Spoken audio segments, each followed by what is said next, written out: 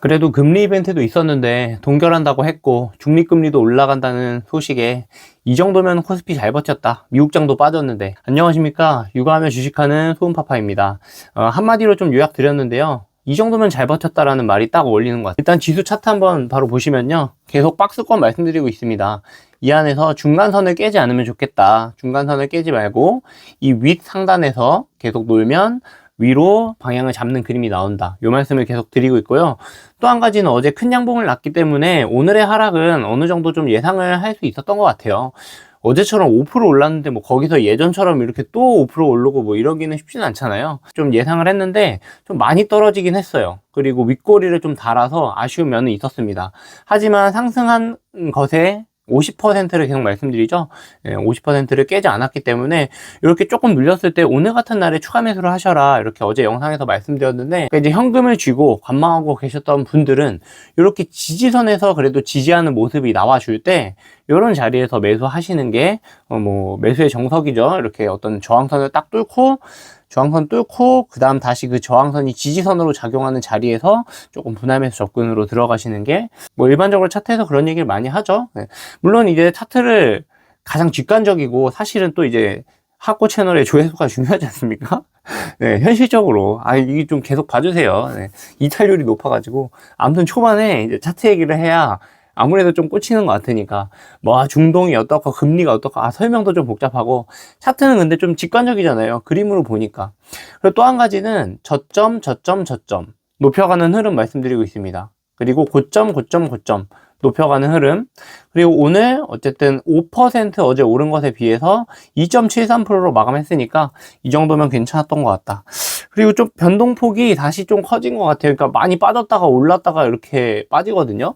그거 참 신기한 게, 보시면 전날 상승한 거에 이 봉에, 이게 봉 사이즈잖아요. 이 봉에 정확히 절반 정도에서 딱 매도가 나와가지고, 그러니까 이때 이제 단기 거래자들이 좀 있었다는 거죠. 제가 느끼기엔 좀 그렇고, 지수 가지고 단기 거래 뭐 얘기하는 게 좀 이상할 수도 있는데, 아무튼 차트가 뭐 우연인지 잘 맞았습니다. 안 맞는 날도 많은데 보면 차트가 그래도 제 생각에는 60% 이상 잘 맞는 것 같습니다. 그래도 어쨌든 높은 확률에 베팅하는 거니까 저희가 뭐 전쟁 뭐 이런 이슈를 뭐 어떻게 알겠어요. 그리고 주요 지수를 좀 보여드릴게요. 그러니까 제가 이제 다 지났고 이제는 금리를 보는 시장이다, 유가는 좀 덜 중요하게 보고 있다라고 하는데, 금리를 보는 이유가 뭡니까? 금리를 보는 이유가 물가가 자극되고 유동성이 줄어들고 이런 걸 보는 거잖아요. 그러니까 보시면 유가가 생각보다 안 내려와요, 이게. 그러니까 이때만 해도 쌍봉 찍고 이제 좀 내려올 것 같았는데, 지금 이제 막 가스전 타격하고 막 이런 뉴스까지 나옵니다. 최악의 시나리오가 가스전 타격이다, 뭐 이런 뉴스도 되게 많이 있었었고, 아마 저보다 더 잘 아시는 분도 많으실 텐데, 중요한 것은 어쨌든 유가가 안정도의 흐름이 생각보다 좀 잘 안 나타나고 있고, 트럼프가 그거 애를 먹고 있고 전쟁 종결 못하고 있는 것 같다 라는 시장 참여자들의 심리가 시장에 반영되고 있다. 그리고 그게 정확히 FOMC 회의에서 파월 의장 코멘트로도 나타나고, 이러니까 시장의 불안감은 커질 수밖에 없었던 것 같습니다. 결국엔 금리다. 결국엔 금리를 보는 거예요. 근데 금리를 건드릴까봐 유가와 물가를 보는 거죠. 그렇게 이해를 해주시면 좋겠습니다. 당연히 제가 뭐 유가를 이제 점점 덜 보고 금리를 보는 시장으로 바뀔 거라고 말씀드렸지만, 원유가 계속 이렇게 95, 100 수준에 있으면 원유를 신경 쓸 수밖에 없죠, 당연히. 이게 장기화되느냐, 전쟁 때문에 이렇게 찍고 내려오느냐, 요거는 이제 또 완전 다르거든요. 단기냐 장기냐는. 그런 부분 참고해서 보시고요. 오늘의 또 중요한, 저는 이게 사실 또 어떻게 보면 제일 중요한 것 같기도 해요. 그러니까 주도 섹터가, 그러니까 어떤 종목 말고 주도 섹터가 어딘지를 봐야 사람들이 어떤 산업에 지금 관심을 가지고 어떤 산업이 가장 성장성이 높게 시장 참여자들이 인식을 하고, 이런 건 시장 분위기를 느끼는 거거든요.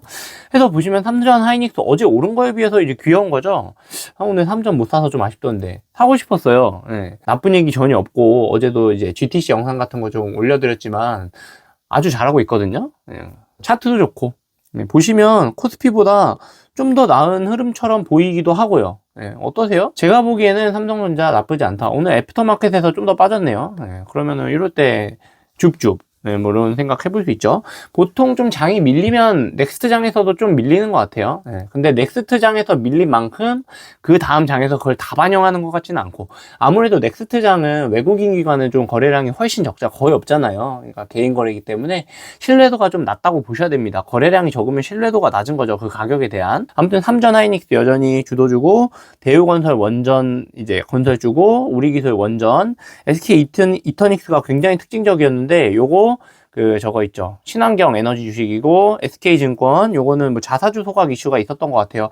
정확히 기억이 안 나네요. 현대차, 뭐 시총 크니까. 두산에너빌리티랑 현대에너지솔루션 둘 다 에너지 주식이죠. 원자력, 요거는 태양광이었었나요? 네, 태양광, 풍력이었나? 태양광이었나? 예, 그렇습니다. 하나시스템 뭐 있고, SK스퀘어 있고, 그러니까 다 반도체예요, 반도체. SK스퀘어는 하이닉스랑 연결돼 있으니까. 로봇, 휴림 로봇 좀 인기 많은 것 같고. 요렇게 삼천당 제약, 뭐 하나시스템 뭐 이런 것도 있었는데, 뭐 아주 특징적이었던 것 같지는 않습니다. 네. 방산 같은 경우는 이제 전쟁 이슈에 따라서 좀 변동성이 심하기 때문에 장기로 들고 가시고 싶었던 분들은 좀 살살 모아가시는 전략은 괜찮겠지만, 잘 모르시는 분들이 들어가시면 피복이 딱 좋습니다. 그래서 좀 주도 섹터로 항상 말씀드리지만 주도 섹터, 그리고 이제 나머지는 또 밥의 전략으로 본인이 또 좋게 보시는 섹터가 뭐 있겠죠.